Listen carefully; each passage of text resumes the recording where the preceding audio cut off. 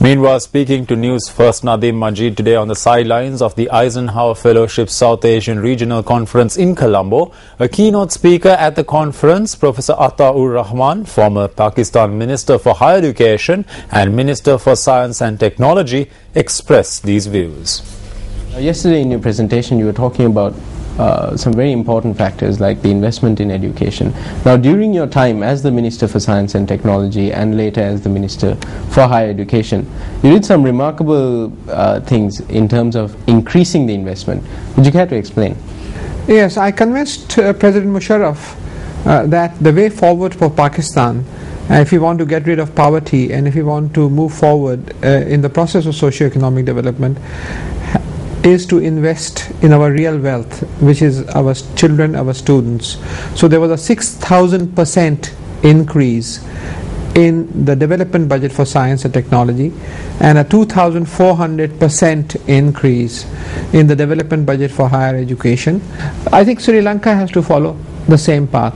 Sri Lanka has a lot of talent. You have a bulging young population, but you are spending only about 1.8% of your GDP in education. Compared to 3.5% 15 years ago. Compared to 3.5% 15 years ago. So actually I could understand previously because of the war effort your investments in education had gone down, but this is no longer an excuse. Sri Lanka has to invest in education, in science, in technology and in innovation. In Pakistan we've changed the entire scenario by giving salaries to professors which were 5 times the salaries of federal ministers in the government. I am very concerned to see the situation in Sri Lanka where because of the neglect of the higher education sector there are teachers on strike, and I think it is high time that your president, who is himself a very visionary person, can take this matter in his own hands and decide that Sri Lanka will spend at least 5 to 6% of his GDP on education, and especially on higher education and on science and technology, because that is the way forward and that is the road that Korea, that Singapore, that Malaysia, that other countries who have progressed rapidly, even China. Tony Blair was once asked, when he was the Prime Minister of UK, what are the 3 top priorities of your government? And his reply was education, education and education. Well, the collective of university teachers organizations for the protection of children's education says that it is unreasonable for university lecturers to demand a pay hike. This statement was made at a media briefing today. Lecturers from several universities participated in this media briefing. I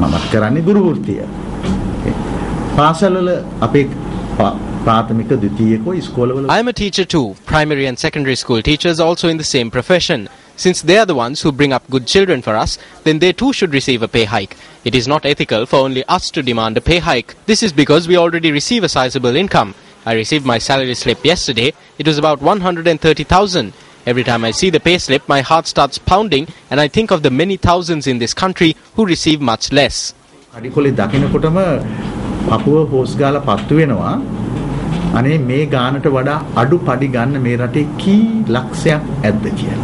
Meanwhile, the Sri Lanka Freedom Law Students Organisation expressed these views regarding university lecturers' salaries at a media briefing convened today. We believe that there must be a struggle to have these demands met. There must be picketing and demonstrations, but we believe that there must be a proper system for this. The university lecturers' demonstration is based on falsehood. This has now transformed into a conspiracy to topple the government. The post-mortem into the deaths of 2 activists of the Inter-University Students' Federation who died in Imbulgoda Gampaha was held at the Gampaha General Hospital today. The police said that the Chief Judicial Medical Officer of Gampaha had confirmed that the deaths were caused by a motor accident. The accident took place at dawn yesterday close to the school junction in Imbulgoda along the Colombo Kandy Road. The accident had occurred when the 2 youths were on their way to a printing press to collect handbills for the protest march of the Inter-University Students' Federation. The motorbike, which was travelling from Gampaha to Colombo, had collided with a lamppost on the other side of the road. Meanwhile, a relative said colleagues of the deceased students gathered at the hospital today.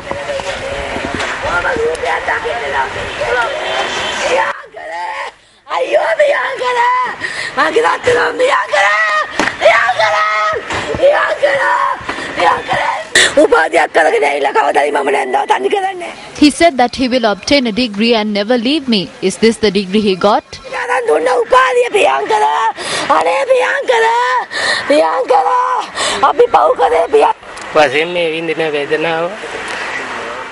Children don't know the pain parents go through. What I say to the other children is to listen to what parents say.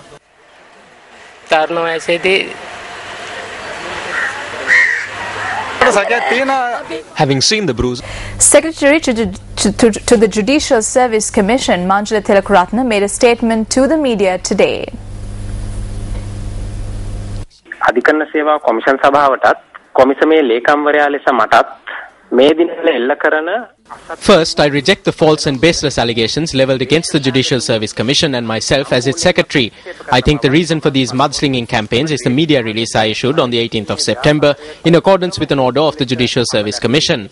I also wish to state that there is a threat to the security of those in the highest positions in the judicial sector and others holding positions and our families.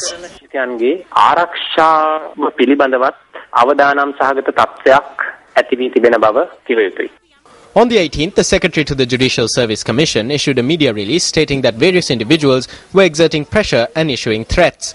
The release noted that attempts were made to exercise pressure when decisions were made based on service requirements. The Secretary to the Judicial Service Commission noted in the release that, as an example, when the Commission took action against a judge, influence was exerted on the Commission. A group of lawyers carried out a demonstration opposite the Colombo Chief Magistrates Court today. The lawyers charged that undue influence was affecting the independence of the judiciary. The demonstration was organized by the Colombo Chief Magistrates Court Lawyers Association. Lawyers participating in the demonstration stated that if political influence was affecting the independence of the judiciary, then it is the responsibility of the entire legal fraternity to prevent it. I think as members of the legal profession, we cannot ignore this, because from the very beginning we are committed to the independence of judiciary. As lawyers, we have to strive, we have to give every support to the judiciary to function independently without interference. In time to come, if they tap judiciary, there won't be no law and order in this country, no rule of law. So that you have to be very, very careful. I'm warning the public, if anybody comes and taps the judiciary, that is the end of the country.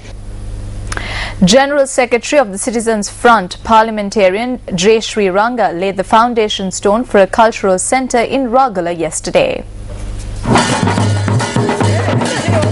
MP J. Sri Ranga visited the Suryakanti estate in Ragala, which comes under the Valapane Divisional Secretariat in the Nuvarelia district, yesterday. The Valapane Divisional Secretary and the Deputy Manager of the Suryakanti estate were present at the foundation stone laying ceremony.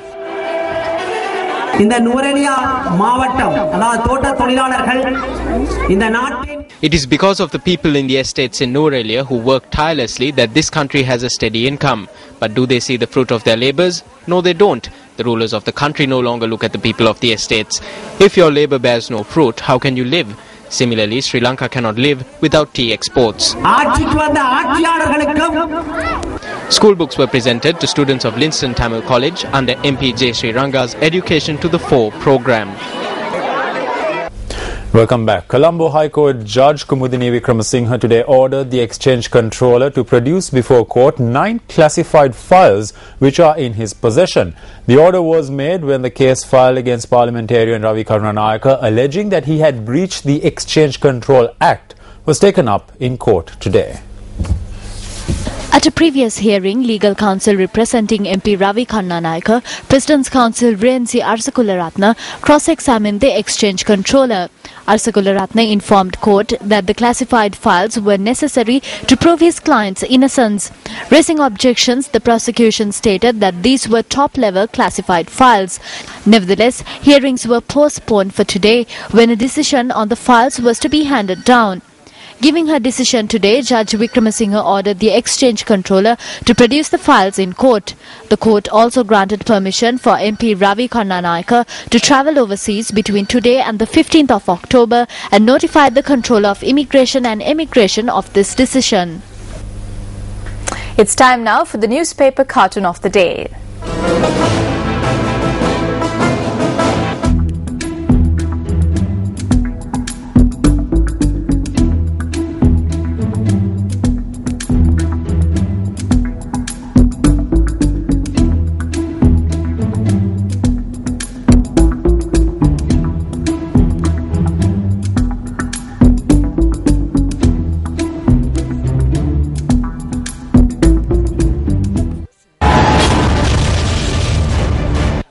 residents protest demanding protection for their crops from wild elephants. Residents of 200 villages threatened by wild elephants conduct a protest march. A special report on News First in 2010, breakdown of the electric fence on the Thanamalwila Udavalave road. A herd of wild elephants stray into a village. 38th mile post on Buttala Kattaragama road, wild elephants stray onto the road. In the absence of an electric fence, are the authorities waiting for a life to be lost to a wild elephant?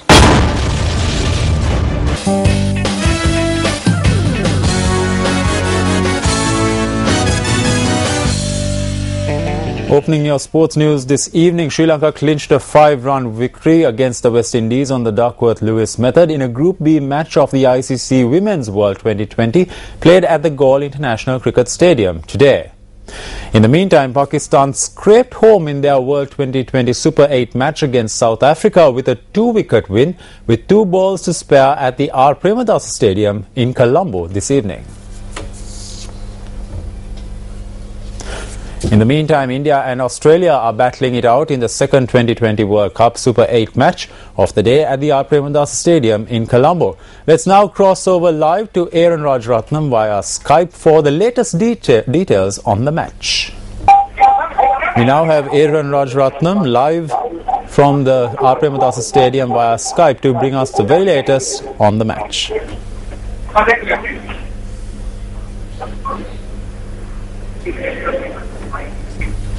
Well, unfortunately, we can't seem to get through to Aaron right now. He's not responding to us.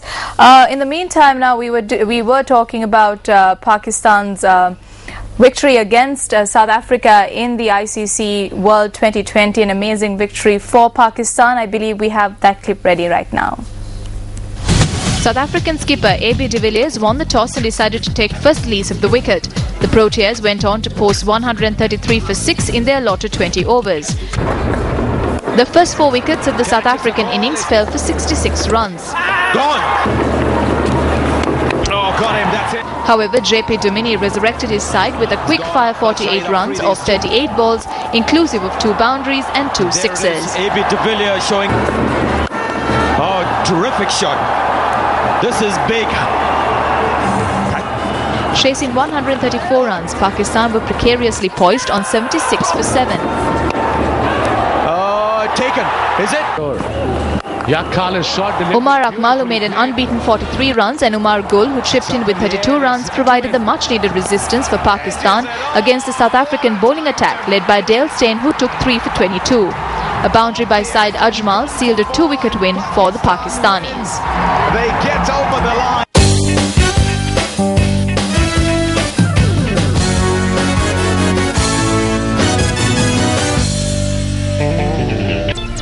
Well, that's it from all of us here at the MTV News Fest desk for today. Do log on to our website, that's www.newsfest.lk, for the very latest on the web and the world around you. I'm Mahina Bangzo. And I'm Shane Silva. Good night.